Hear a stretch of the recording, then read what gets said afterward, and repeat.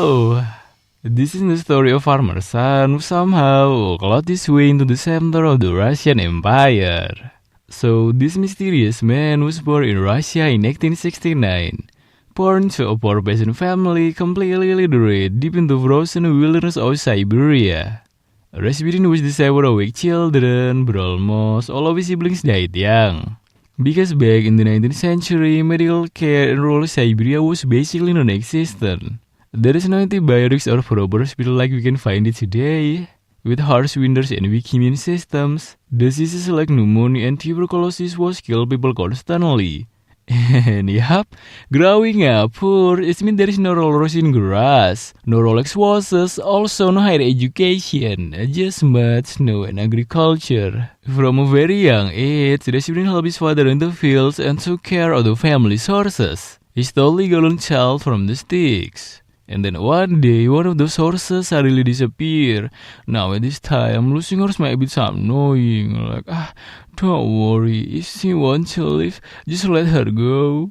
But in Siberia back then, stolen horse could ruin your entire family. It could mean you lose your livelihood. And while the villager helped search for Rasputin's dead missing horse, young Rasputin was stuck in a bed with high fever. And then he got up and walked outside the house. Look around at the bunch of guys helping his father. Stare at one man for several seconds. And suddenly he pointed directly at the one man and told the crowd that the man was stealing the lost horses. And then the crowd immediately rose. Rasputin dad quickly apologized to the man that being pointed by Rasputin. Oh, I'm so sorry, mate. He has a terrible fever. Look at him. He's delirious, maybe even possessed. And yeah, reasonable reaction. Now, imagine if I put you in that situation. You're helping your friend to find their lost stuff, and there is a little child blames you for stealing it out of nowhere.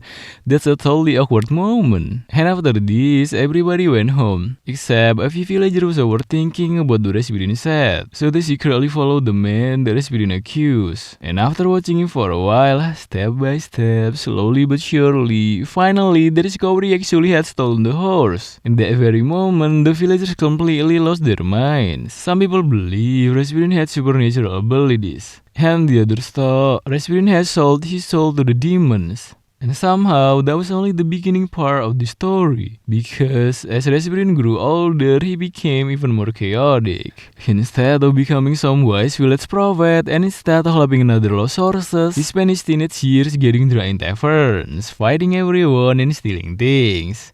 And lastly, flirting with basically with every woman he met. That's why I'm glad my mother wasn't poor in the era. And ironically, that wild behavior is exactly why people started calling him Rasputin.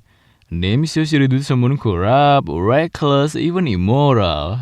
And the funny is, he's actually like the name.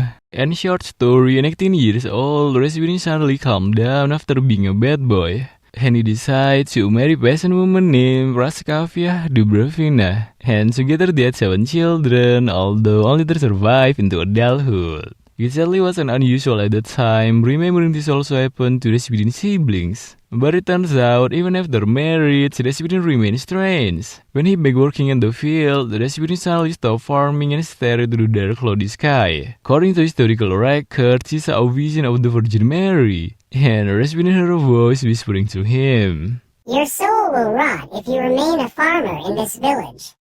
Now whether you believe it or not, that whispers completely changed his life. After nearly 10 years of marriage, Rasputin abandoned his ordinary life and became what Russians call a strannik, a wandering holy pilgrim. With no travel backpack, even with no money, just walking with his stick and blind his faith.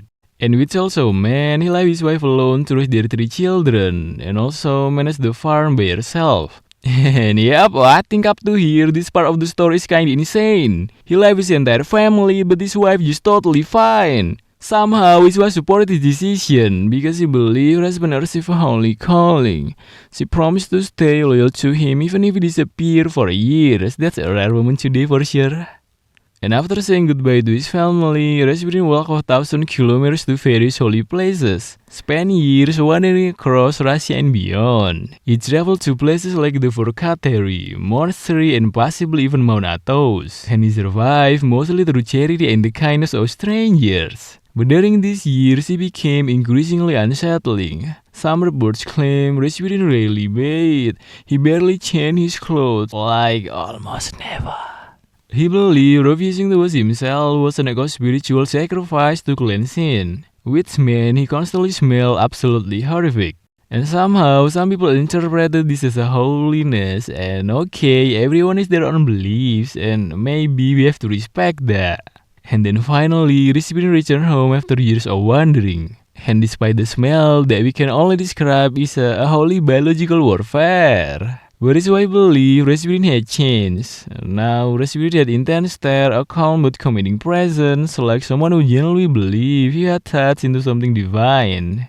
Then Rasputin suddenly told his wife, "Oh honey, my destiny is no longer in these fields anymore. Peace out, I gotta go chase my bag. Please take care of our children." And off he went again. At this point, Rasputin is literally walking a red flag. Now he's traveling across Siberian villages, offering prayers, blessing, and spiritual healing into everyone he met. So basically, he's very passionate about traveling. And I think if YouTubers around back then, he might start vlogging, and we could have just watched it happen. Now remember the stolen horse incident from his childhood. The reputation is actually follow him everywhere he go. People believe Rasputin had strange natural ability to calm animals and people who have emotional problems. Villagers began treating him like a man blessed by God. And yeah, for someone with no education, with no money and no status, Leslie cannot read any word. That's a pretty insane social upgrade. According to many reports, Rasputin generally had powerful psychological effect on people. Modern historians think part of his healing powers may have come from his charisma and from his confidence, especially in cases involving stress or psychosomatic illness. His deep voice, intense eye contact, calm speaking style, and dominant presence often made people feel strangely relaxed. And when people calm down, their bodies sometimes recover naturally. And also, Rasputin knew basic Siberian herbal remedies. So between folk medicine and his raw charisma, his reputation began to explode. Word spread from village to village. Rasputin became almost a celebrity figure in this era. He's a big deal, but just no red carpets and no Grammy Awards for him. And imagine if social media existed back then, Rasputin probably would have gone insanely viral. Some people will call him a prophet, others will call him a fraud. Especially because women were strangely fascinated by him. He's so charismatic, mysterious man from Siberia was barely bathed, but he's so unpredictable. And then suddenly, stories about Rasputin reached the church leaders in the city of Kazan. Some bishops were impressed enough to give him letters of recommendation to travel to St. Petersburg. And the fun fact, without those letters, a random peasant from Siberia would never have entered the highest circle for Imperial Russia. Up until this point, Rasputin's story almost sounds inspirational. Because during autumn in 1903, Rasputin arrived in St. Petersburg, the capital of the Russian Empire, a city built by Peter the Great to prove Russia could rival Europe itself. And for a farmer's son from rural Siberia, the city looks like the future. Because back home, life moves slowly, wooden houses buried in snow, and the smell of hay. Oh, hello! Horse sweat and burning firewood. But St. Petersburg, it was another universe. Aristocratic women wore silk gowns covered in diamonds. Military officers marched through the streets with uniforms full of medals. Opera music echoed through theaters. Poets read literature inside elegant cafes. Basically, the people of St. Petersburg already had everything. But there was one thing they still craved, something like mystery and mysticism, especially for alternative healing, because medicine at that time was still reliable and primitive. And then suddenly, ladies and gentlemen, here we go! This is Mr. Rasputin, wearing dirty robes with tangled hair like someone who actually wandered from another planet. But that's exactly why people notice him, with his piercing eyes, with his hypnotic voice, also with his reputation as a holy man from Siberia. He looked completely different from the police elite of St. Petersburg. And that's perfectly matches the idea from Seth Godin book. It's called A Purple Cow. If everyone looks elegant and predictable, the weirdest person in the room becomes unforgettable. And using the recommendation letters from church official in Kazan, Rasputin slowly entered elite social circles. Priests invited him into luxurious homes. Noble women wanted to speak with him about religion, spirituality, and eventually for healing. And then, the dirty farmer from Siberia was drinking expensive wine with some of the most powerful people in Russia. But the fascinating part is, Rasputin never truly became an aristocrat. He still looked primitive and wild. And this is the real definition of money can't buy class. Oh yeah.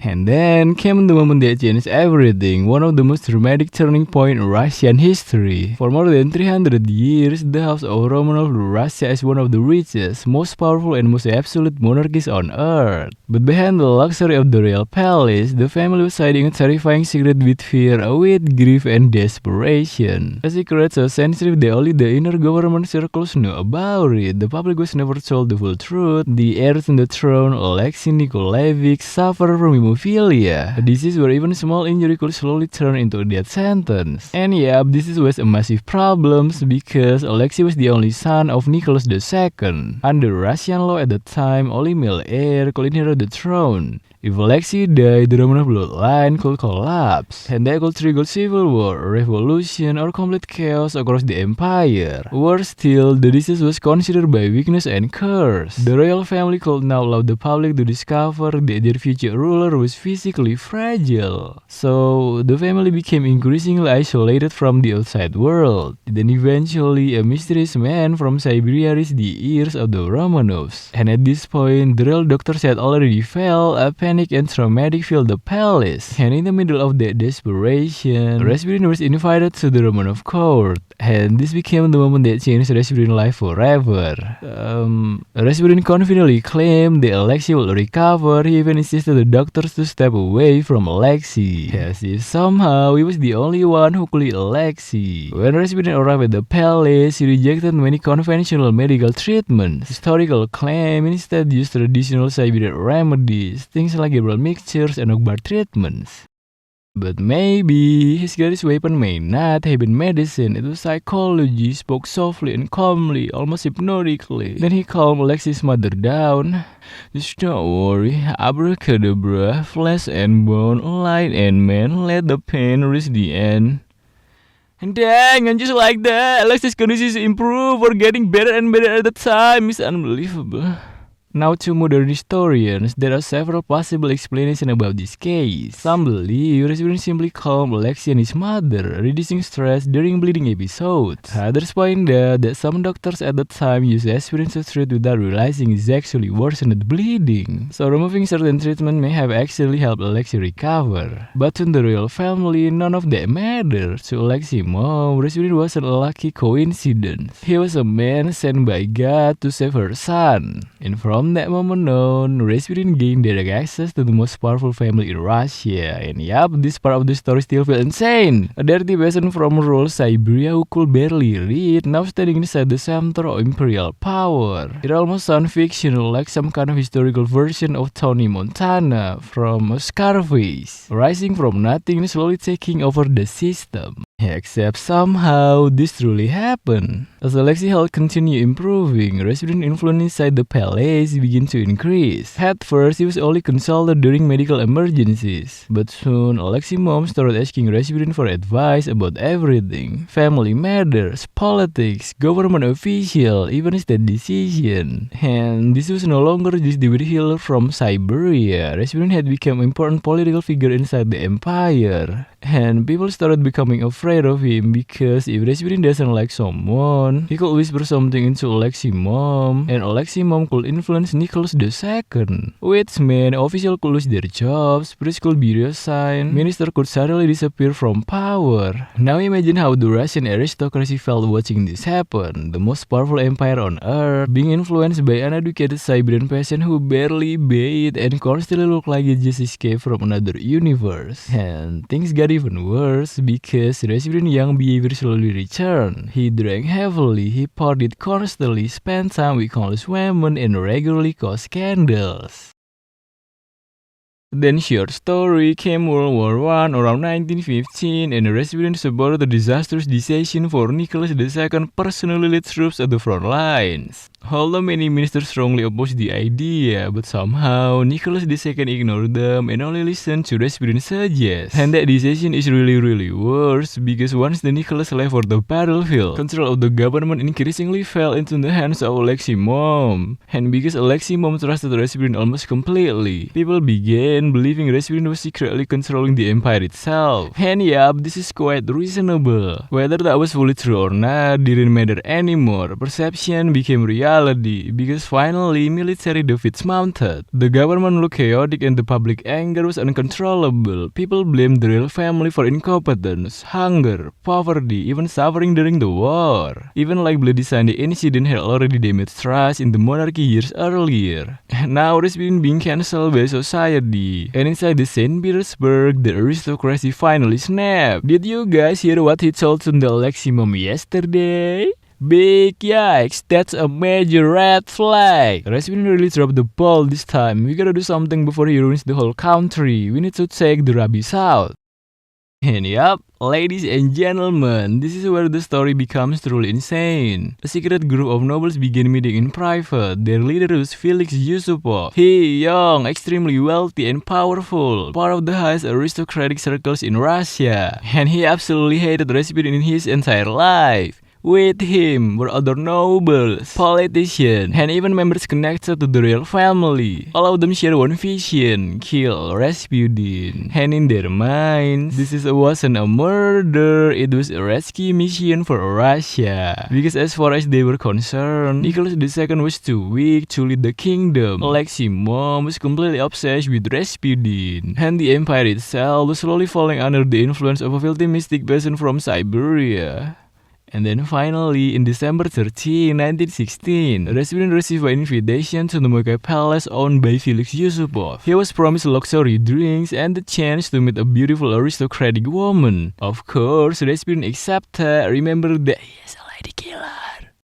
When he arrived, a table with cakes, bottles of wine, full of expensive food had already been prepared. Everything looks elegant and normal, until Rasputin didn't realize inside the food and drinks was cyanide poison.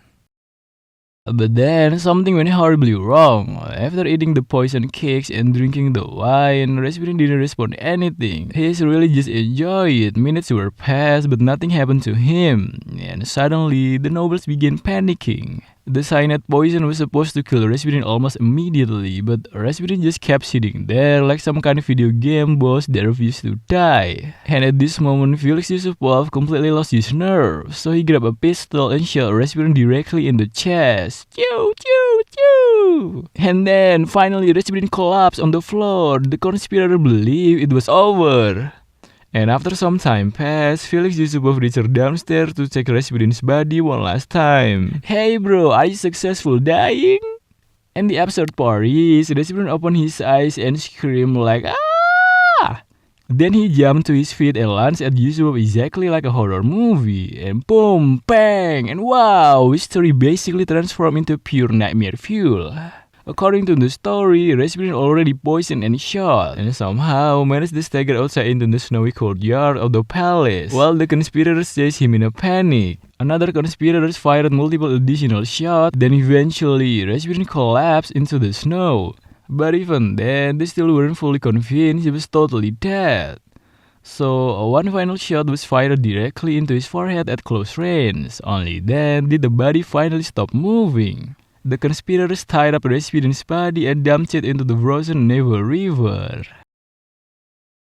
And dang, and just finished like that. The most infamous mystic in Russian history was gone. Or at least, that's the legendary version of the story. Because modern historians believe that part of this assassination were probably exaggerated by Yusupov himself, especially the Rasputin refuses to dissection. Many researchers think that Yusupov intentionally dramatized the event in his memoirs to make Rasputin appear supernatural, almost demonic. Because if Rasputin looked like an unstoppable monster, then killing him could be a famous heroic act to save Russia. And it's worked! The myth became bigger than the village Yusupov itself. According to the original autopsy reports, Rasputin most likely died from the gunshot wound to the head, not from poison, and probably not from drowning either. Which means the famous image of Rasputin surviving poison, bullets, and freezing water like some immortal final boss may have been partially fictional. But maybe that's exactly why people still remember him today. Because Rasputin wasn't just a historical figure anymore. He became a legend who somehow climbed from a frozen Siberian village all the way into the heart of the Russian Empire. Rasputin, our real-life example of success, turned into a chaos. And actually, the final scene about the story is not just about Rasputin death. It's awful and very sad ending, because before Rasputin was gone, he actually wrote one final letter to Nicholas II. In that letter, Rasputin claimed he felt that his time was close, but the most chilling part, it was the warning. Rasputin was wrote, If I am killed by ordinary people, then Nicholas II has nothing to fear. But if I killed by nobles, then the Tsar's family will die within 2 years. And I don't know how the prophecy seemed to come true. In 1917, the Russian Revolution exploded across the empire. Nicholas II was forced to abdicate the throne. Then on the night of July 17, Nicholas II, like his mom, and all of their children were taken down into a basement room. They were told they were being relocated. But then, armed guards suddenly entered the room with full of weapons. Read the warrant. And you can guess it what happens toward this moment. In the dead of the dark night, the final tragic chapter of the Romanov dynasty was sealed in blood, as the entire royal family would ruthlessly execute, raising an empire a single horrific moment. And ever since then, Rasputin's final letter has become one of the most terrifying prophecies in Russian history.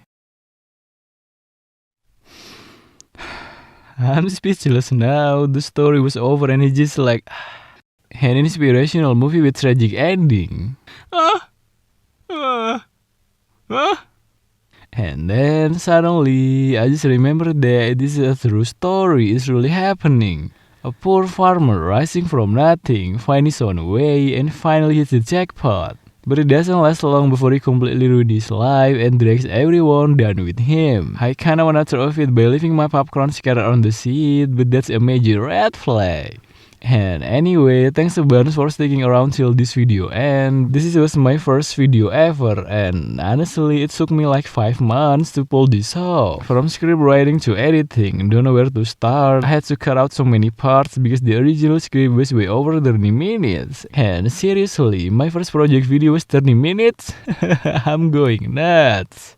I did my own voiceover, which felt super weird. I literally recorded the full script dozens of times trying to get it right. But it turns out they all sounded the exact same. Poor me. And this is also my first time animating. Hope you like it. I'm a huge history buff. If I be that too, catch you in the next video, cause I'm wrapping up my second video soon. And yep, I think that's all for today. Goodbye everybody. Have a wonderful day.